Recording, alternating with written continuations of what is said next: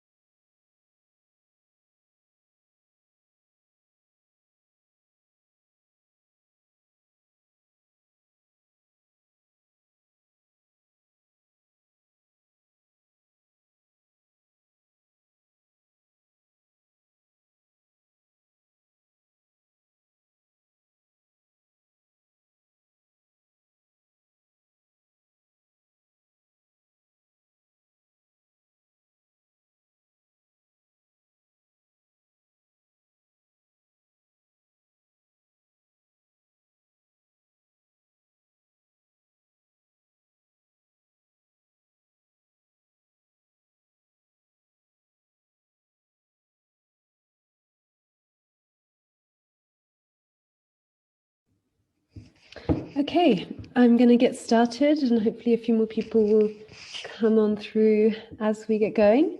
So I'm Imani Jordan. I work at Release and welcome to Decolonising Drug Policy, British Policing, the War on Drugs and the Everyday Impacts of Colonialism, hosted by Release and Harm Reduction International. So the preamble. The war on drugs has failed in its stated goal of reducing drug use and sale and has instead resulted in a devastating trail of trauma, pain and suffering for families and communities, with communities of colour facing the harshest impact. Globally, Black, Brown and Indigenous people are disproportionately targeted for drug law enforcement and face discrimination across the criminal justice system. They face higher rates of arrest, prosecution, and incarceration for drug offences, despite similar rates of drug use and selling across races. The war on drugs has provided the architecture in many ways within which racist and colonialist laws, policies, and practices can operate. It must be replaced by strategies grounded in science, health, and human rights. Our work to decolonize drug policy seeks to raise awareness of the racism and colonialism underlying international drug control and its impact on the health and human rights of individuals and communities in order to begin to dismantle these destructive policies. The guiding question for our conversation today, in which I will be joined by Gracie Bradley and Shanice McBean, is what can a deeper understanding of British colonialism teach us about contemporary policing and drug prohibition, and how can we use these lessons to better our organising work today? So I have asked Gracie and Shanice both to join because I know that they're committed to working with anti-carceral, anti-colonial and anti-capitalist frameworks towards the horizon of abolition.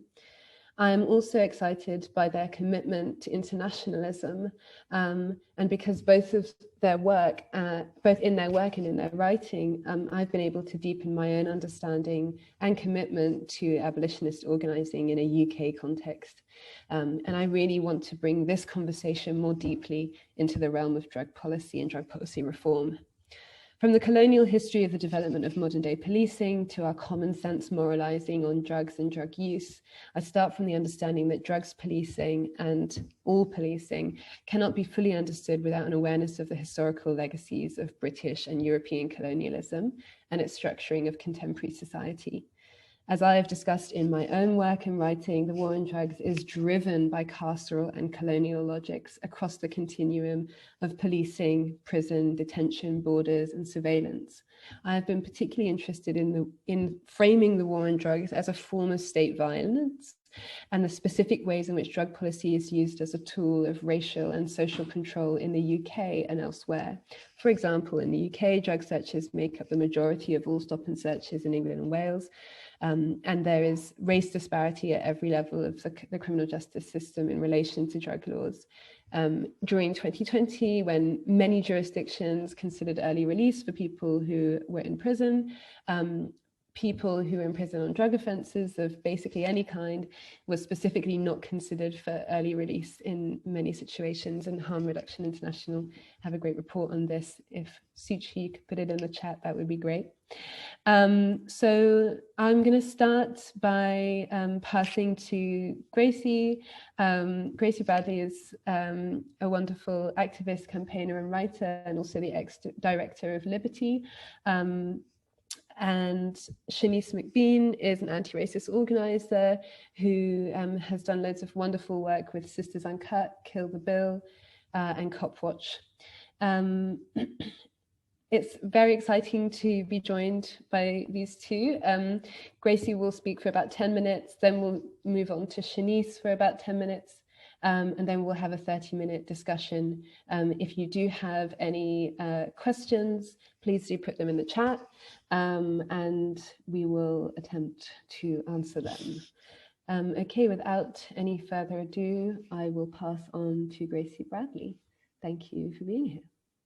Thank you, Imani. Yeah, Imani and Shanice, it's really lovely to join you both. Shanice, I'm just hoping I'm not going to get upstaged by your cat, so it goes. So I wanted, I thought it was a really interesting provocation. What do we miss when we don't understand colonial legacies of policing? How can understanding those legacies improve our organising work? I spent a little while thinking about this, and I thought it would be really useful to talk through the kind of formation of the police in Britain. Not a very, very deep historical dive, but, and this will be a contested account, but just enough to get us thinking, okay? And one of the resources that I love to use when I talk about this is this comic. I'm going to pop it in the chat. It's a comic by Drawn Out Thinking, which I found via Abolitionist Futures, which is itself an amazing resource. So I'm going to pop both of those links in the chat. But essentially, there's a good faith view that policing and prisons and criminalisation are about public protection, about keeping all of us safe from harm. There are those of us who know from our interactions with the police that view is a fiction. I would say that it's something that is radically underappreciated, often intentionally ignored by people in policy spaces concerned with criminal punishment. Obviously, I was director of Liberty for a while. I've had some interesting interactions with, public officials. And there was a senior official at the Home Office who once asked me, why do Western nations have such difficulty with the police and their ethnic minority populations? I didn't have the time or the institutional mandate to answer that for him then, but it struck me how different our conversations and how different our understanding of the present day is when we understand how colonial legacies continue to reverberate. So if we think back to the genesis of the trade in enslaved people in the 1500s and 1600s, That is how the British ruling class essentially was able to generate a huge amount of wealth in that time period. This is a very potted history, okay? In 1800, 2 acts of parliament were passed that created publicly funded police forces, which hadn't existed before, one in London and one in Glasgow. Those were obviously both ports that were integral to the trade in enslaved people and goods generated and raised by enslaved people. And those police forces were created to stop cargo from being stolen by ships that were owned by people who are making enormous profits from the trade in enslaved people and in goods and services raised by them. So publicly funded police were created to protect wealth. Who was stealing from the ships? The people who were stealing from the ships were the people who'd been dispossessed. They had been dispossessed by the enclosure of common land in the 1700s and 1800s. And they had moved to the cities where the Industrial Revolution was being kickstarted by colonial wealth. And those new urban populations had incredibly poor working conditions, very poor paying conditions more broadly. And they demonstrated, they militated against that. And the state's response was to ban protest and to form the police, essentially so that there would be a force other than soldiers to quell the demonstrations, because deploying the army was even then a bad look. They developed the police using lessons that they'd learned from suppression of Irish resistance to British rule. And so that was the foundation of the Met in 1829. As I say, this is a really potted history. It's really contested, but I hope that it's enough that it will make you want to look into it more deeply. What I want us to take away from this is that policing has always been concerned with protecting wealth in the context of racial capitalism. It's always been concerned with the surveillance and discipline of suspect populations.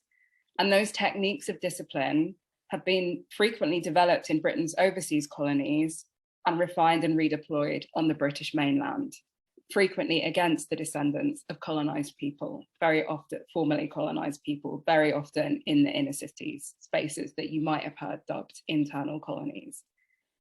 And so when you understand that, when we think about the calls that were made, for example, in 2019 for the army to patrol inner city areas to prevent knife crime, that begins to resonate differently. If we understand the origins of British policing, we understand what policing is for. As I say, the surveillance and discipline of suspect populations in service of capital and the state. It's not something that was made to keep us safe. And when I say us, I'm thinking about us in its most expansive sense. I think that Teju Cole, who's a writer and photographer, said it best. He said, "I reject the poverty of a narrowly defined we." So if we reject that narrowly defined we and define it as something other than simply the ruling class, we define that as working class people, racialized people, disabled people, people who use drugs, people with minoritized gender and sexual identities. It's at that point that that magical correspondence between policing and keeping us safe from harm disappears. That was never the intention. And so there are all of these phenomena in the present day, the massive race disproportionality in the use of stop and search, the criminal punishment focused response to the pandemic, which is a public health crisis, the disproportionate levy of COVID fines against young people, socially deprived people, racialized people. When we think about the treatment of those of us who were protesting state and gendered violence at the vigil for Sarah Everard, the treatment of people who were insisting that Black Lives Matter, those protesters who were kettled and charged by police horses in 2020, if we understand the colonial legacy, we can stop lamenting a broken institution and understand an institution that is working as it was supposed to. And we can stop pouring resources into that institution in the hope of reforming it, because it was never intended to be better than this. And instead, we can spend our time and our energy and our resources responding, genuinely trying to respond to social problems and the cause of social problems. And I suppose the last thing that I wanted to bring into my contribution here is just something that Mariama Kaba tells us, which is that not all harm is criminalized and not everything criminalized is harmful. And if we don't understand the colonial history of policing and criminal punishment, we can't properly appreciate that gap between harm and criminality. We can't fully understand how the notion of criminality has been developed and deployed over time by the state to serve certain interests. You know, campaign groups are really apt to expend a lot of energy claiming that certain people are not criminals. We hear it all the time. Asylum seekers aren't criminals. Protesters aren't criminals. Protest is not a crime, and so on and so forth. And what all of that does is reify and legitimize the category of the criminal.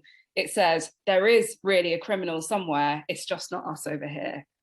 And I think that for many reasons that leads us to a dead end. You know, Audre Lorde said it, we don't live single issue lives. And I think if you're someone who is working because you want to protect the rights of people who use drugs, you have to appreciate that, and you will know that drug use is not all that somebody's life is. They're going to be exposed to violence across multiple different axes of their lives. We don't exist in silos. Those were really the top lines that I wanted to bring to the discussion this evening. And as I say, it's a really potted history, it's a contested history. There is a lot that's missing from what I've just said, but I hope that it's enough to get us thinking. You know, when we think about we in its most expansive sense, the police were never supposed to protect us. And I'll leave it there.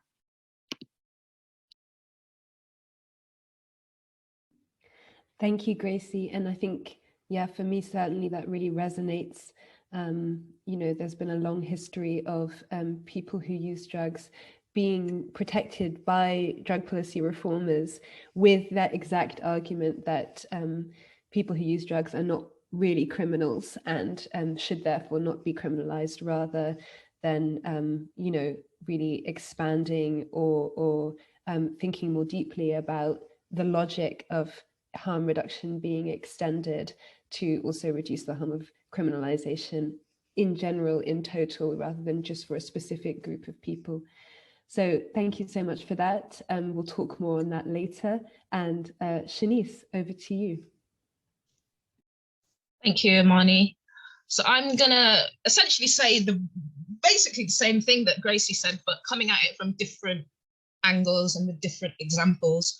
I think it's important to talk about policy specifically and drug policy, because policy is enforced, and how policy is enforced matters, because that raises the question of then who is it enforced against?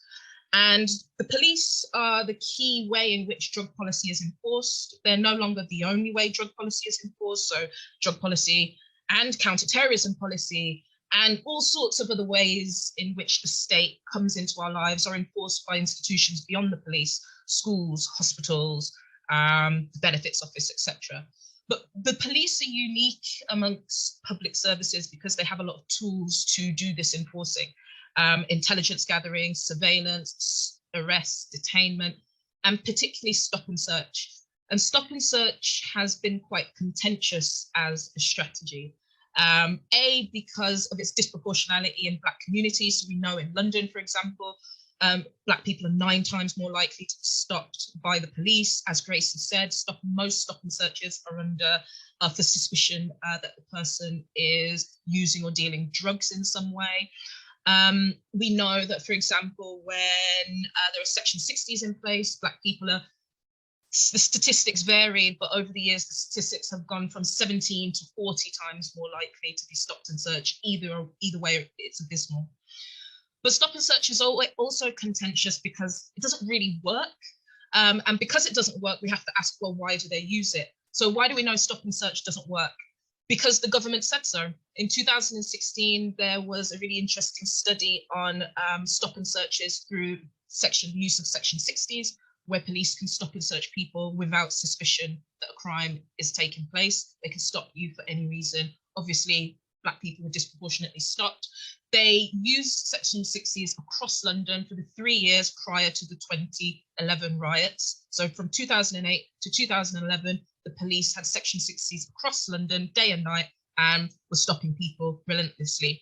And the government's own 2016 report on this period said that there was no significant impact of the increase in stop and search on crime. And in fact, the thing that affected crime rates the most was the weather, there was more crime in the summer, less crime in the winter. So this raises the question, well, why are the police empowered with these tools, and why do they specifically seem to use them against the Black community? Well, here's Cressida Dick's response to that question. She said in an interview in 2020, and obviously, you know, she's no longer with us, commiserations, but she said in 2020, in the past couple of years, police have considerably reduced the numbers of stabbings of, I'm afraid to say, Black boys on the streets of London. And she developed her analysis further by saying the police are among the drug markets in the UK. And what that means is an overall higher proportion of young Black lads being stopped than white lads. So there's two assumptions here. A, the police exist to protect Black people from themselves because we're too busy killing each other. And B, that the police exist to infiltrate drug markets. So let's interrogate this as two statements of fact.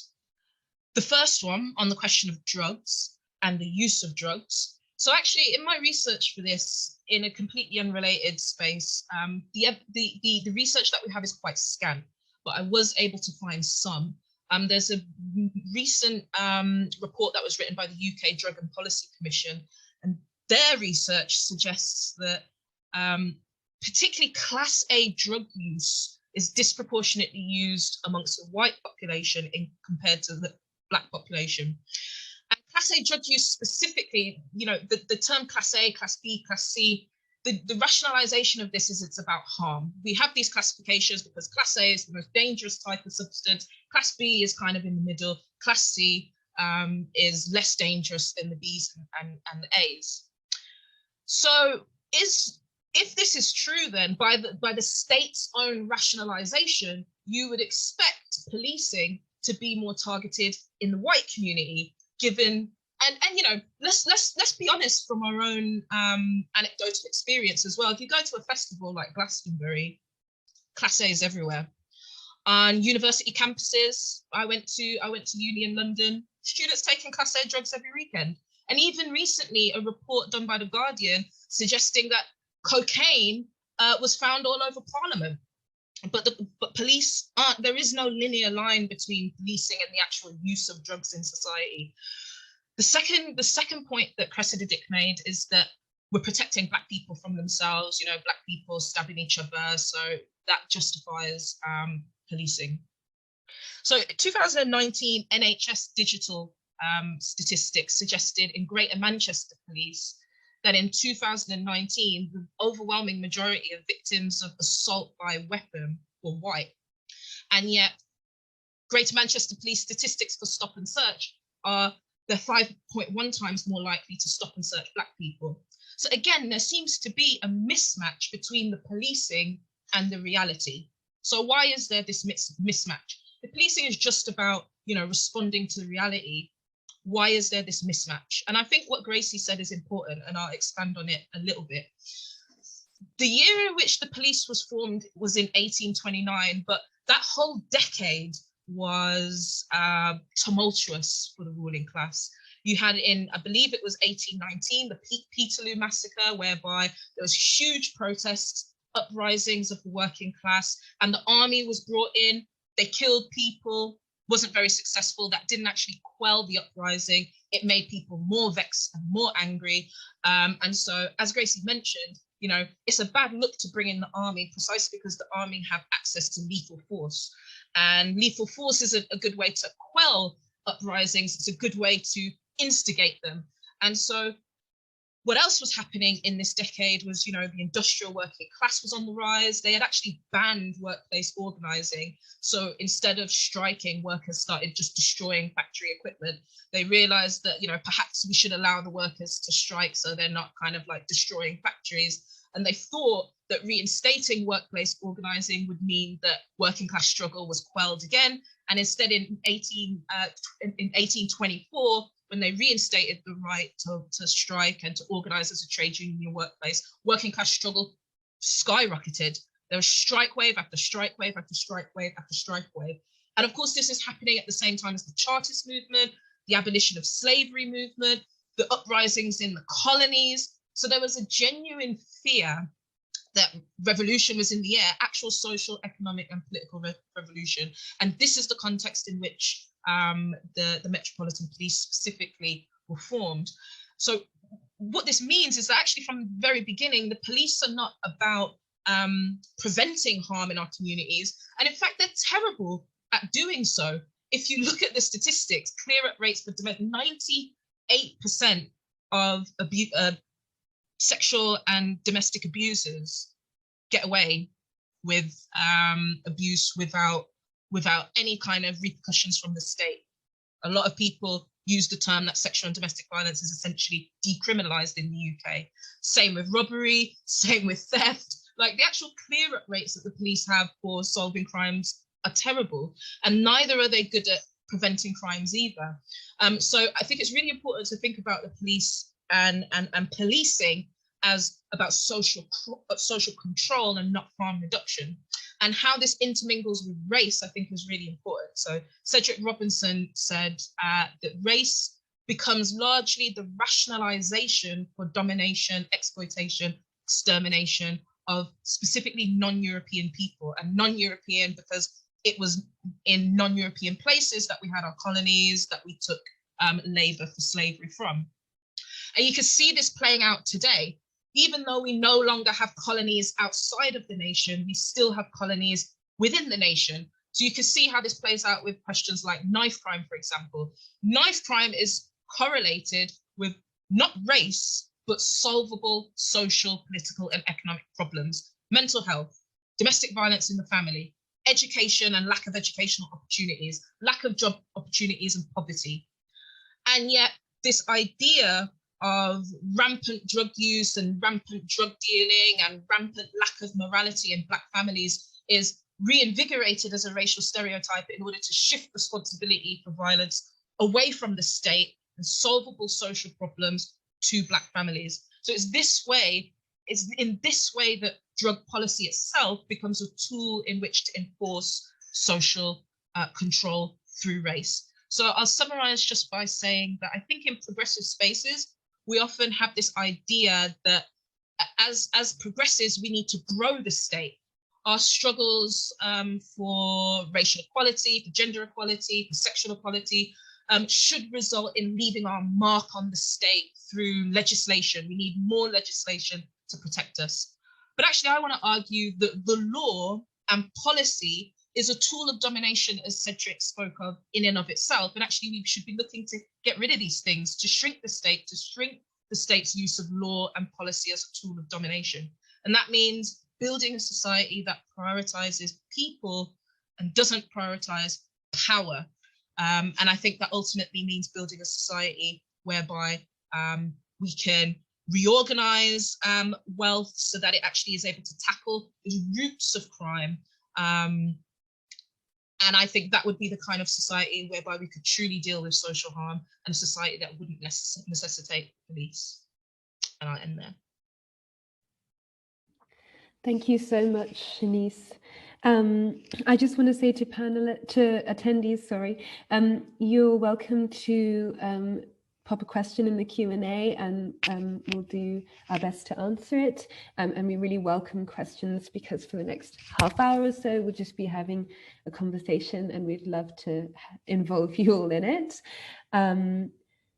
It's really great for me to be in conversation with the two of you, because I think this sort of knowledge of how we got here, really, and what it will take to dismantle, to, as you were saying, Shanice, sort of redistribute our attention to different ways of thinking about the state, and also different ways of actually addressing harm in our communities, is super important to kind of think through with others, and to kind of remind ourselves of. And I want to ask maybe a slightly challenging question to both of you, just to think about how we translate that theory and that knowledge into action today. So a lot of the people on this call will be interested in reforming drug policy, not necessarily reforming the police, but reforming drug policy,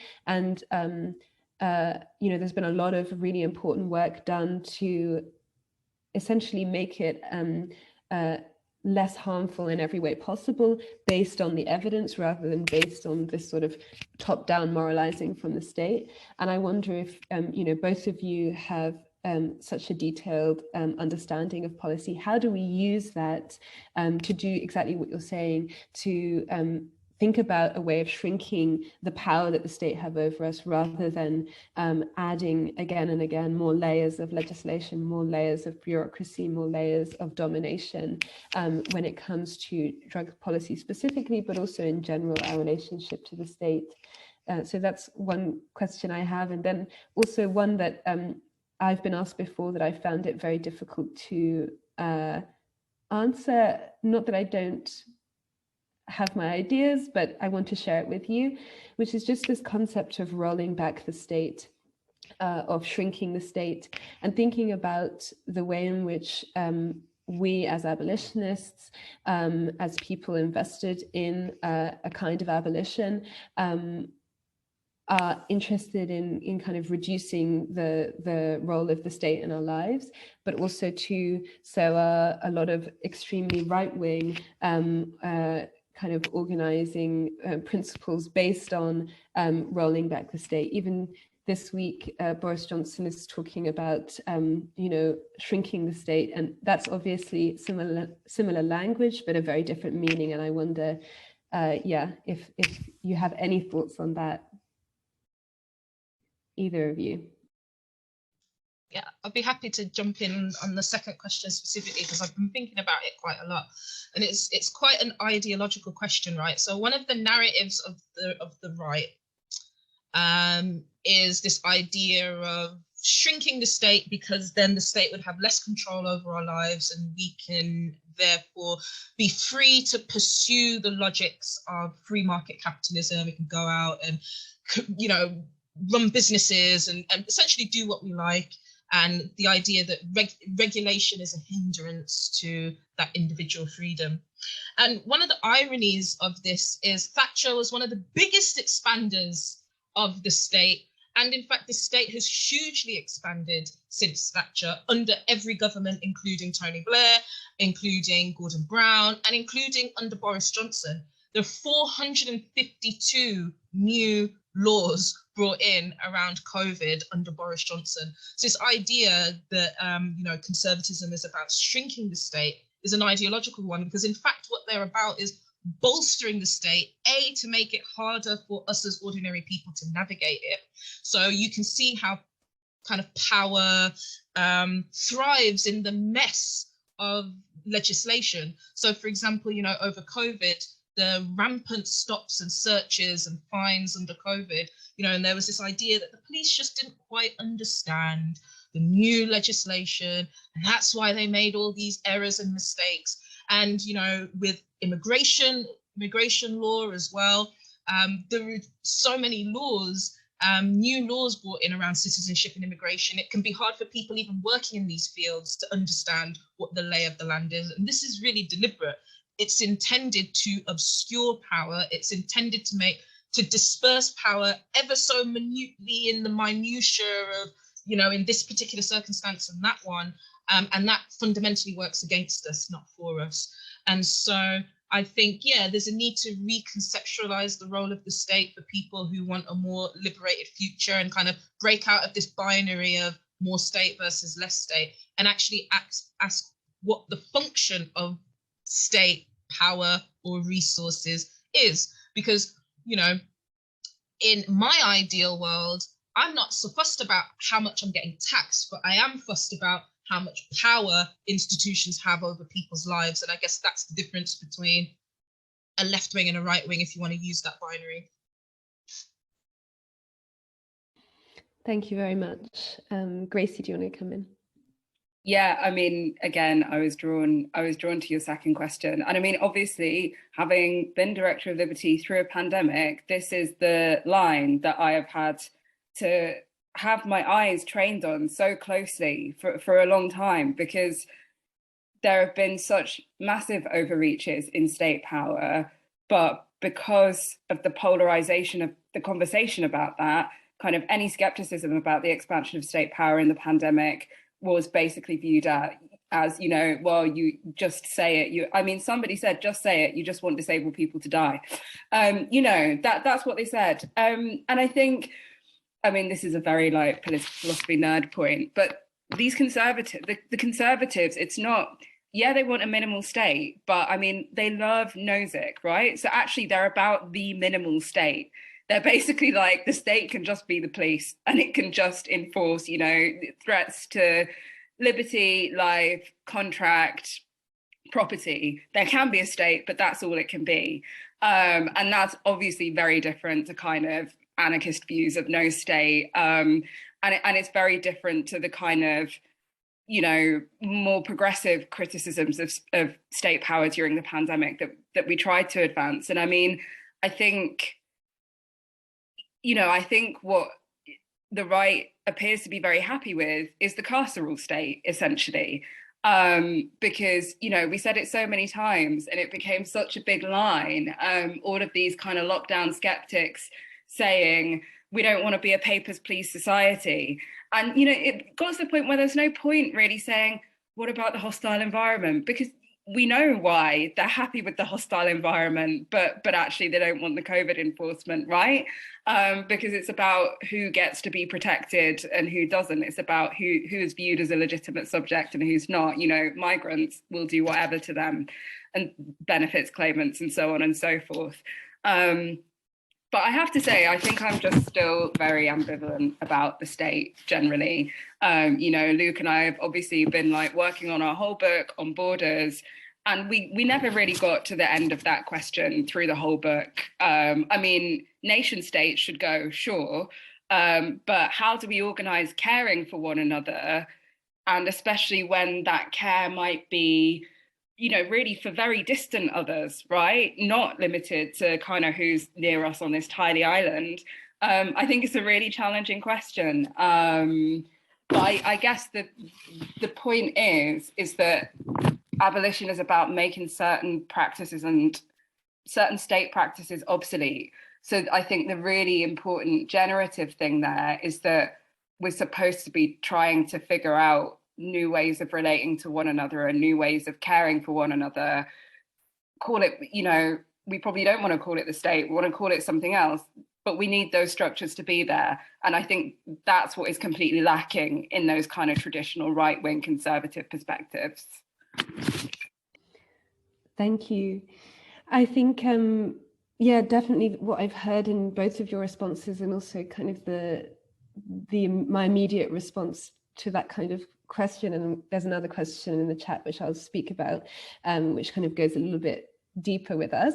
But I think that there's something around this neoliberal ideology of individual freedoms versus sort of a kind of collective understanding of the people versus the state. So a lot of the times if we are going to kind of flip between this binary, even whilst understanding that it's definitely more nuanced and grayer than that, you know, the kind of right-wing version of reduce the state is about my individual freedom. So I don't want the state to do something to me that is not what I want, but I want it to provide me as an individual a particular kind of safety. And in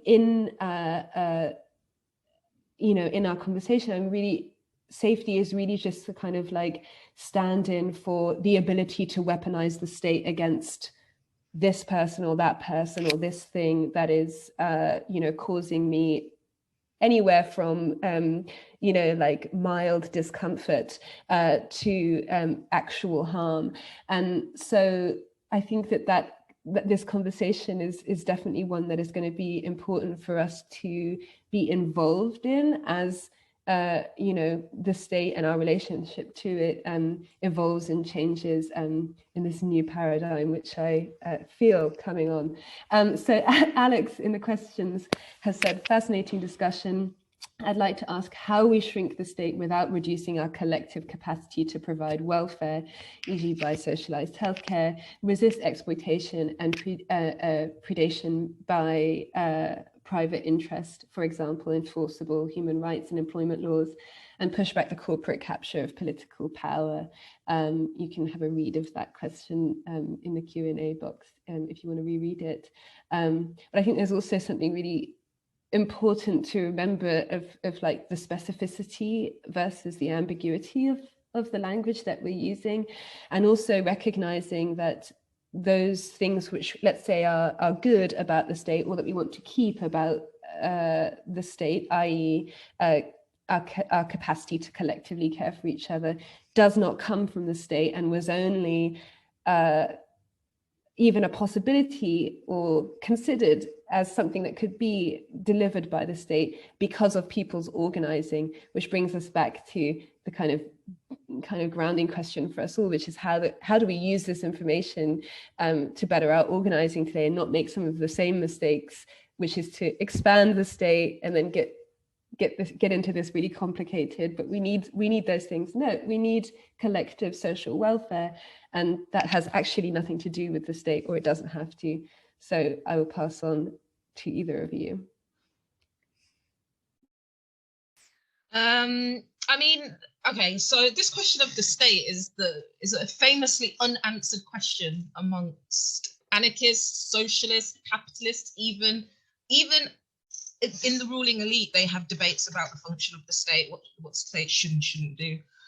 So this is a hotly contested question, and I won't propose to have an answer.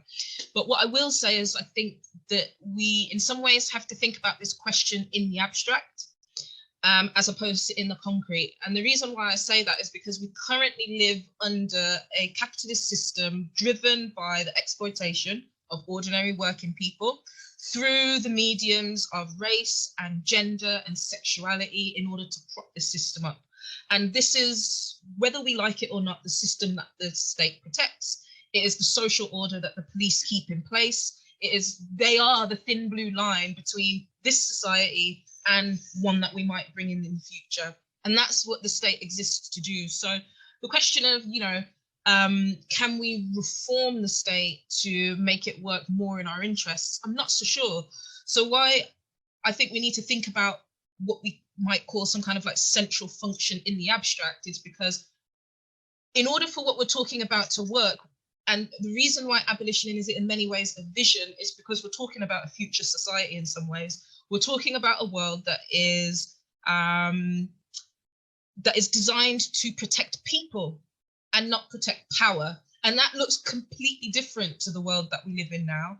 And that what the state, or what a centralized function that delivers things like health and welfare and protection for its citizens might look like in that world, looks completely different to the current world that we live in. So I think that's one point. I think a second point is there were attempts at doing this stuff. So I'm particularly thinking in the Black Panther Party in the late 60s, early 70s in the US. They had a concept of community care on the one hand, but they also had a global concept of how they would organize people power. So on the one hand, they had their own educational institutions, they had their own welfare institutions, they had their own resources for delivering education at the local level. And the decisions for what that looked like were led by the issues in the community, were led by the people of those communities, and was democratized at that very local level.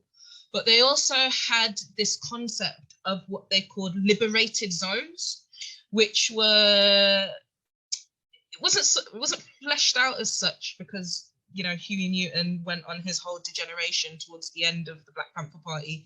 But at least the early conceptualization of this stuff was, this idea of liberated economic zones that would exist within and without the current system that would support each other globally.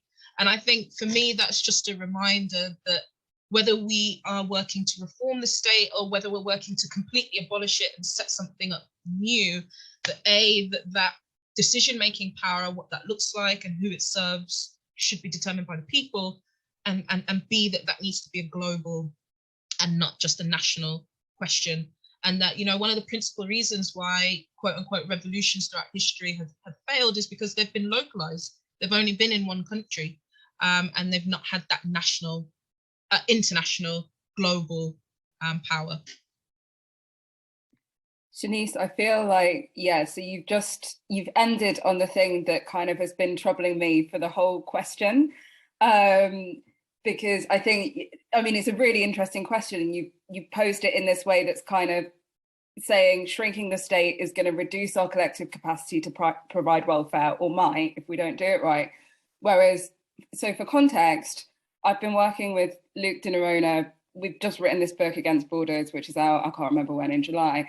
But I guess the point is that actually when you look at the international order now, when you look at how nation states are now, they are impediments to our ability, our collective capacity to provide welfare, right? If we're thinking about everybody. So I think that is kind of the kernel of why I was finding this question difficult to respond to. Because right now, the way we live is basically predicated on loads of people not having a social safety net, on not having everything that they need to flourish. And I think when I think about abolition, when I think about what a world could be, I'm really also thinking about people who have the ability to move, but also the ability to live a flourishing life where they are.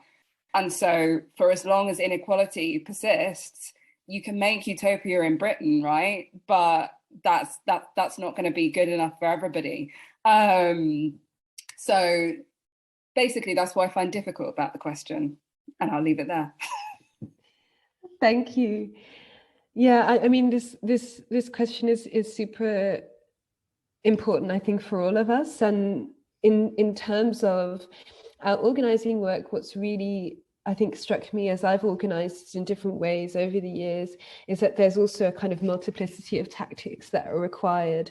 There is a lot of kind of very urgent reactive work that is essential for us to do as organizers, for us to do within our communities, and also kind of, very internationally trying to understand how we can work together to reduce harm in the immediate. But there's also long-term strategies, there's also visioning, there's also proactive work that is really about engendering this new world in whatever way we can, and also kind of extending our capacity to do that in whatever way we are already doing it, because there's also the kind of like acknowledgement that it will have to be from something that we've already doing, something that we've already experienced, that kind of are the kernels of this new world. So there's another chat which kind of speaks to this, maybe in terms of like how we decide which kind of organizing, which kind of kind of proactive but also reactive work we allow ourselves to do with that knowledge. So not all of the immediate urgent work will be at all good in the long term, but it will be necessary in the short term. And so the question from Juan is, in recent years, several police forces in Britain have started to co-opt the language of harm reduction to support diversion programs. So the police providing alternatives to criminalization in particular cases, for example, like education or referral to drug support in some way. They've also started to carry naloxone, which is an overdose reversal drug, and also kind of started to be really involved in drug checking and other kind of harm reduction tactics that really started, in the drought where there was only criminalization and no sort of state support by people who use drugs and by drug user activists in various places, and all the while perpetuating and even expanding violent practices like stop and search in their jurisdictions. So the question is there a role for the police in harm reduction? And just to kind of caveat that, in a lot of places where there is a lot of really important harm reduction work going on, it is the police or police forces or kind of local state actors that actually are much more willing to be involved in this shift in practices versus like changing the law. It's much easier to get a police force to change their tactics than it is to get a law to be changed at that level. And so I think there's been this really uneasy relationship between organizers within harm reduction and local police forces, because they've been the only ones who have actually been wanting to involve themselves in the conversation. But of course, I'm suspect, and I'm sure so you too. I don't mean to be facetious, but there is a role for police in harm reduction, and that's making themselves obsolete. Anyone is allowed by law to use naloxone, to administer naloxone if it's to save a life. In fact, the way naloxone works is that if you inject it in someone who's not having an opiate overdose, it's not going to really do that much harm anyway. So I think that fact points to something really important about the already existing obsoleteness of policing, which is that we could do a much better job at their own stated aims. So to give you an example, you know, the first person who often hears or observes domestic abuse taking place is a neighbour. What would it look like if we lived in a society where neighbours took an approach of care, were trained, were supported, and had the resources to be able to support people in their local community who are experiencing violence of some kind? The first people who see someone collapse having cardiac arrest on the street is a citizen. It's not often a paramedic that can get there in time. So what does it look like to actually empower communities, to give communities the resources that they need to protect each other from harm? It should be the case that everyone's got a stick in the naloxone when they're walking down the street, so that if any time they run into someone who's having an opiate overdose, they can administer it. These aren't things that we have to rely on the police for. And look at the fatal impact of it being police who respond to these sort of things.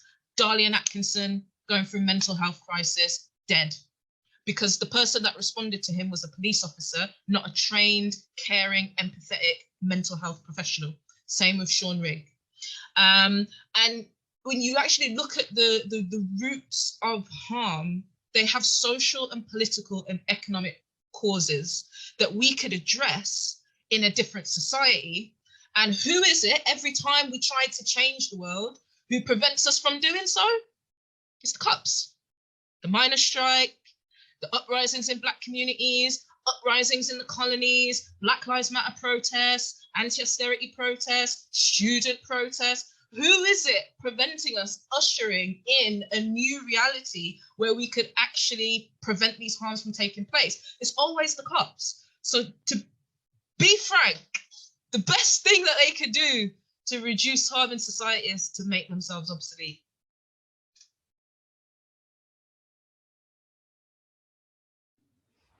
Yes, thank you.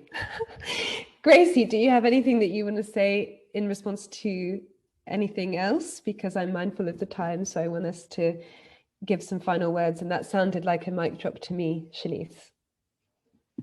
Yeah, and to me, I don't need to add anything to that point. I suppose, yeah, I suppose picking up just on the point that you made, Imani, about there being different modes of engagement with this work. So the difference between, you know, holding the line to survive and kind of doing the, you know, prefiguring the world that we want to live in. They're not always in opposition, but they can be really quite different kinds of work. And so I suppose, given that I think we're talking mainly to people in policy space, in the policy space this evening, who may be doing all sorts in their unpaid time, you know, I guess one of the things that we haven't touched on hugely is just this concept of non-reformist reforms.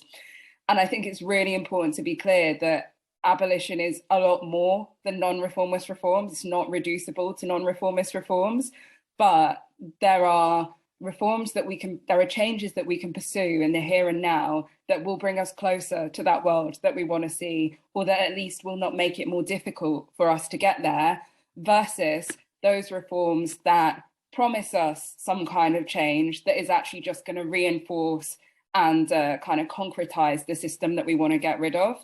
And I think that kind of resource question is really integral. And that's part of why the police want a role in harm reduction, right? Because it means more resources for the police very often. So really key way of thinking, you know, is this reform going to be helpful or not? Is just thinking through, who's the money going to? Who's the resources going to? Is it going to the people who are most affected by these state practices?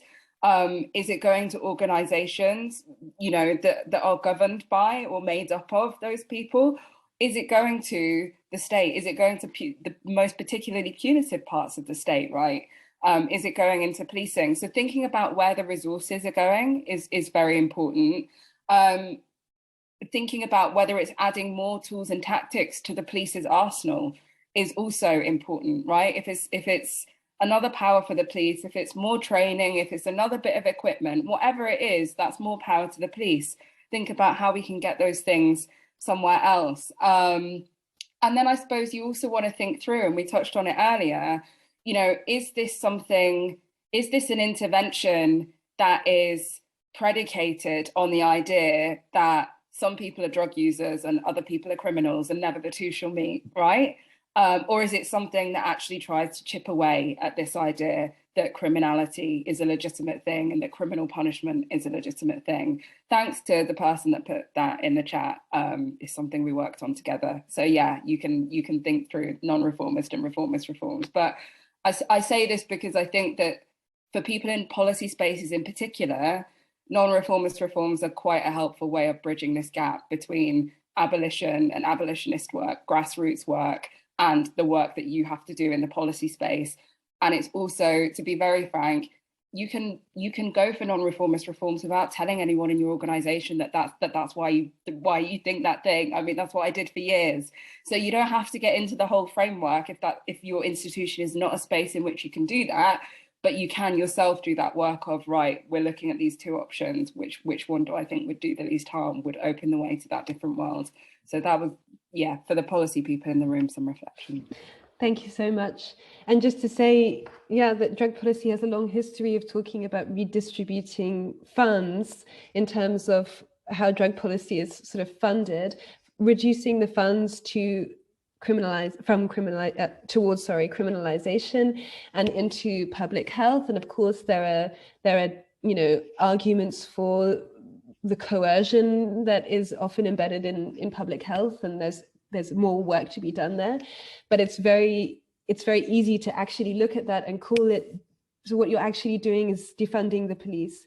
But of course, that label has a kind of notoriety to it, or a kind of radicality that is somehow uncomfortable in policy spaces. But this redistribution or reallocation of funds away from criminalization, which is what a lot of drug policy reformers have been arguing for, includes things like, you know, instead of diversion, decrim. I'm talking about the things that are happening in the chat right now.